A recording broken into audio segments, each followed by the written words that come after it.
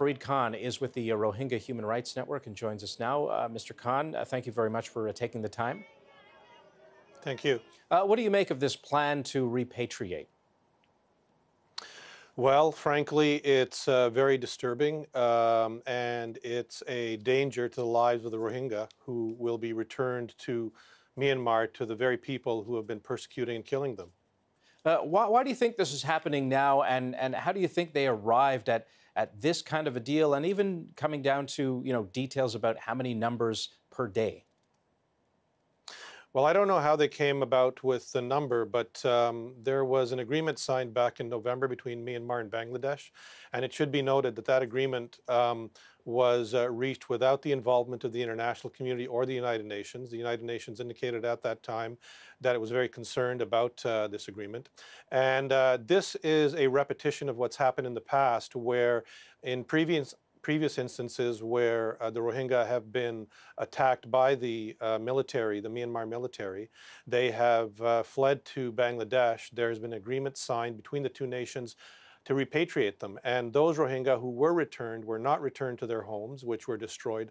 They were in fact returned and put into internal, what were called internal displaced peoples camps, essentially concentration camps where every aspect of their lives was controlled by the Myanmar government and the military, where there were armed guards, and where, if you can believe it, they even had to get permission from the government on who they could marry.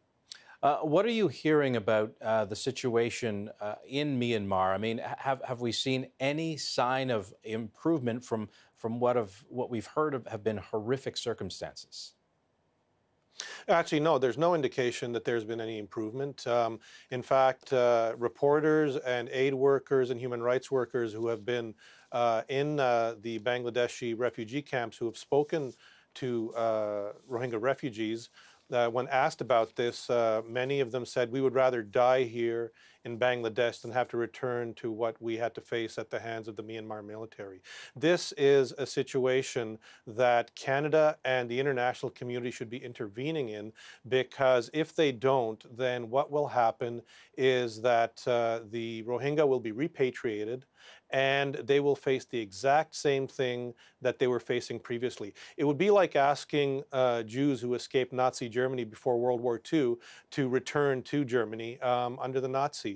It's the exact same sort of situation that the Rohingya are facing, and it's frankly unfathomable why the international community is not intervening in this, given the fact that we have solid evidence of not only villages being destroyed, but people being killed in the most brutal manner, women being gang raped, and children being killed. So the fact that Canada has not taken any concrete action on the political front with respect to this is very disturbing, and the fact that the international community is basically sitting and waiting makes a lie of statements that they believe in international human rights and protection of lives, because by allowing this to take place, they are returning these people to the very people who have brutalized them in the past.